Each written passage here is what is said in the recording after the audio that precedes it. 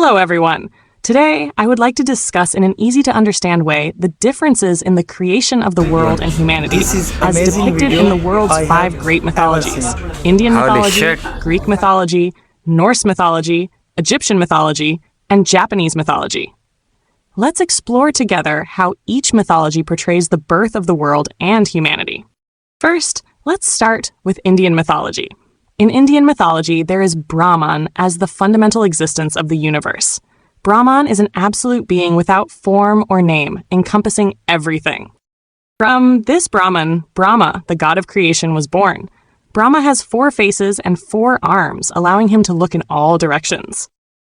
Brahma first created the 7 great sages, the Saptarishi, from his own mind and imparted the knowledge of the universe to them. After that, Brahma divided his own body into 2, creating male and female. From their union, humanity was born and spread throughout the world. In Indian mythology, the universe is said to eternally repeat the cycle of creation, Brahma, preservation, Vishnu, and destruction, Shiva. These 3 deities are called the Trimurti and maintain the balance of the universe. Next, let's move on to Greek mythology. In the beginning, there existed an infinite chaotic state called chaos. From this chaos, the earth goddess Gaia was born. Gaia, by her own power, gave birth to Uranus, the god of the sky. They marry and are blessed with many children. However, Uranus fears his children and traps them deep within the earth. At the request of his mother Gaia, the youngest son, Cronus, overthrows his father Uranus. However, Cronus also feared that his own children would usurp his throne, so he swallowed them as soon as they were born. His wife Rhea hid and raised their youngest son, Zeus. When Zeus grew up, he overthrew his father Cronus and rescued his brothers and sisters. Humankind was created by the wise giant Prometheus. He shaped humans out of clay, and the goddess Athena breathed life into the figures. Furthermore, Prometheus gave humans fire, helping to lay the foundation of civilization. Next is Norse mythology. The beginning of the world was a vast void called Ginnungagap. In this space, the cold of the icy realm Niflheim and the heat of the fiery realm Muspelheim mixed together, and the primordial giant Ymir was born. At the same time, a giant cow named Audhumla appeared, and Ymir survived by drinking its milk. When Audhumla licked the ice, the first god, Buri, emerged from it. And from his descendants, the chief god Odin and his brothers Vili and Ve were born.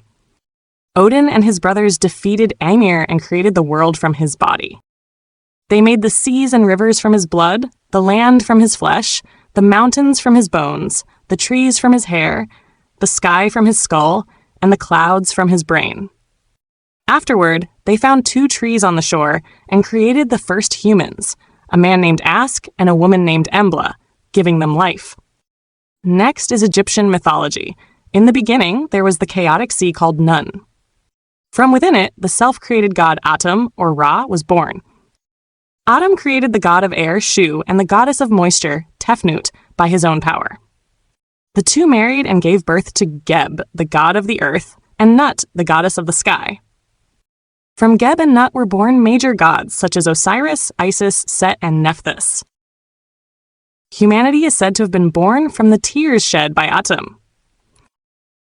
Finally, in Japanese mythology, when heaven and earth were still in chaos, gods such as Ame no Minakanushi no Kami appeared. After that, the sibling deities Izanagi and Izanami were born. Commanded by the gods of Takamagahara to create and solidify the land, the 2 deities stirred the sea with the Ameno no Hoko, heavenly jeweled spear, from the floating bridge of heaven, and created the island of Onogoro from the drops that fell. The 2 deities who descended onto the island married and gave birth to Japan's main islands and many gods. In Japanese mythology, while there are few direct accounts of the birth of humans, there are stories where the descendants of gods rule over the earth. Specifically, it is said that Ninigi no Mikoto, the grandson of the sun goddess Amaterasu Omikami, descended to earth and his descendants became the emperors of Japan.